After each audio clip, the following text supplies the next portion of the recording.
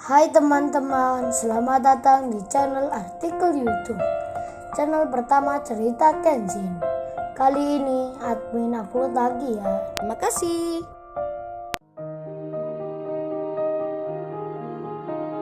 Kisah pemuda kaya, anak bos besar, pemilik 73 perusahaan, yang menjadi cleaning service.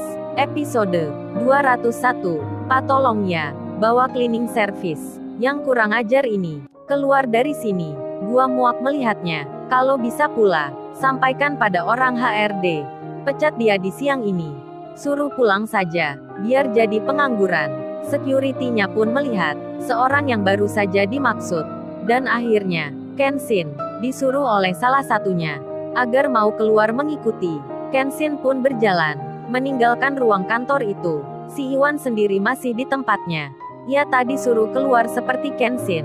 Iwan diperintah untuk melanjutkan pekerjaannya. Selepas Kenshin tak ada di situ, Angelika pun merasa tenang. Begitu pula lainnya. Lalu terjadi bisik-bisik di antaranya. Mereka saling bertanya, bercerita, berkata, membahas semua apa yang baru saja terjadi. Banyak di antaranya yang menjadi heran karena sebelumnya tak ada cleaning service yang membuat masalah seperti ini. Angelika pun juga sama. Dalam hatinya sempat bicara, tak habis pikir, di hari ini kok bisa ada orang gila yang masuk kerja di sini. Si Angelika masih menganggap dirinya paling benar. Berjalanlah waktu. 10 menit kemudian, Kenshin sudah di ruang tunggu. Ia pun dipersilahkan duduk, menanti seseorang yang akan menanyainya. Tak berselang lama kemudian, datanglah orang yang dimaksud.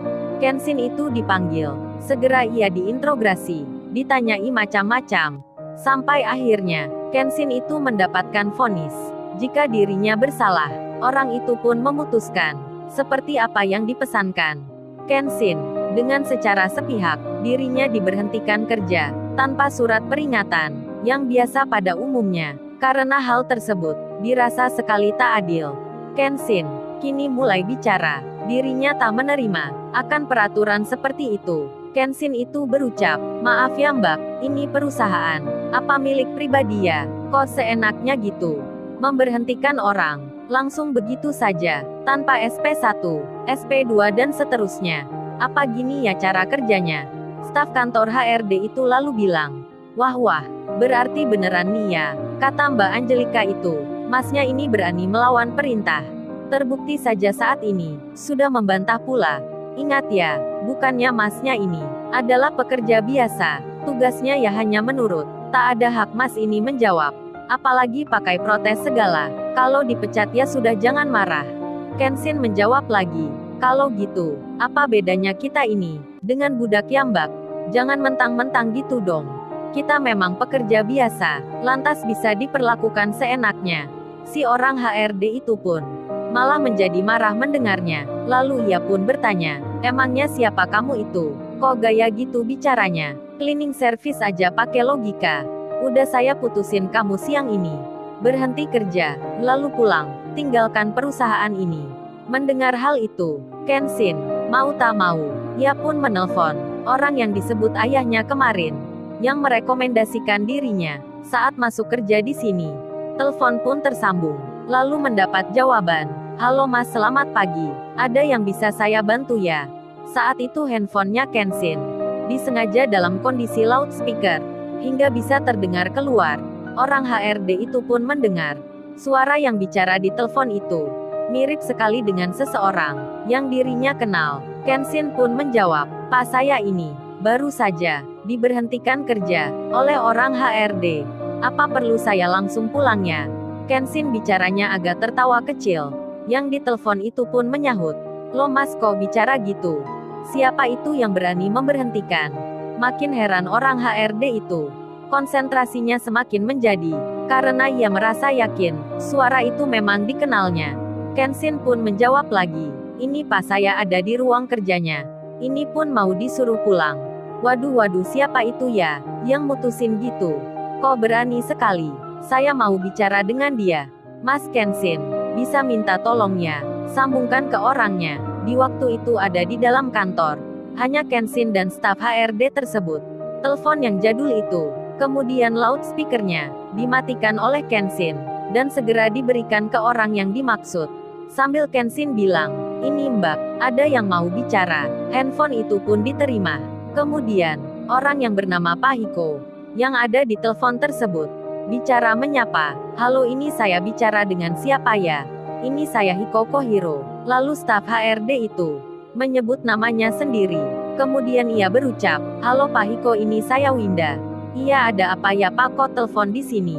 Pak Hiko itu pun lalu bilang, "Maaf nih Mbak Winda, apa benar katanya, Mbak Winda ini memperhentikan kerja seorang cleaning service yang namanya Kenshin ya?" Mbak Winda staf HRD itu pun menjawab, "Iya Pak, ini baru saja saya memecatnya." "Emangnya kenapa ya?" Pak Hiko itu pun langsung menjelaskan, "Maaf Mbak Winda, tolong dijaga rahasia ini ya.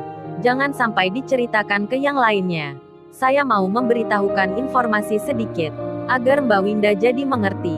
Nggak salah paham lagi. Tapi harus diingat ya, pesan saya tadi, jangan sampai diketahui lainnya. Kecuali 1-2 orang security, yang saya sebut namanya. Ini sebenarnya Mbak Winda, pemuda yang saat ini ada di ruang Mbaknya ini. Itu namanya Mas Kenshin, yang kerja jadi cleaning service." Pak Hiko lalu berhenti, tak melanjutkan bicaranya, hingga staf itu bertanya lagi, "Kalau itu saya sudah tahu Pak. Tapi seperti yang Bapak sebelumnya sebut, maksud dengan infonya itu apa ya? Kan belum dijelaskan." Pak Hiko itu pun kemudian bilang, "Itu Mbak, Mas Kenshin itu, yang kerja cleaning service tersebut, adalah tuan muda yang memiliki perusahaan ini." Ketika mendengar ucapan itu, staf HRD itu tak percaya. Dirinya pun mengulang tanya, ingin meyakinkan hati. Segera saja ia berucap, "Maaf ya Pak, apa benar ya itu? Apa Pak Hiko ini salah sebut? Atau hanya sekedar bercanda?" Pak Hiko pun menjawab, namun lagi-lagi, yang dikatakan itu masih tetap sama. Pak Hiko itu pun bicara, "Iya Mbak Winda, memang benar hal itu. Yang di situ, yang ada di ruangan kerja Mbaknya itu, adalah Kenshin, tuan muda, anak pemilik yang punya perusahaan." Mendengar hal itu, ia pun tak bertanya lagi. Winda staf HRD itu pun segera melihat Kenshin, seseorang yang baru saja ia marahi, bahkan akan diusir pula. Tak bisa dibayangkan saat itu, kondisinya berbalik arah.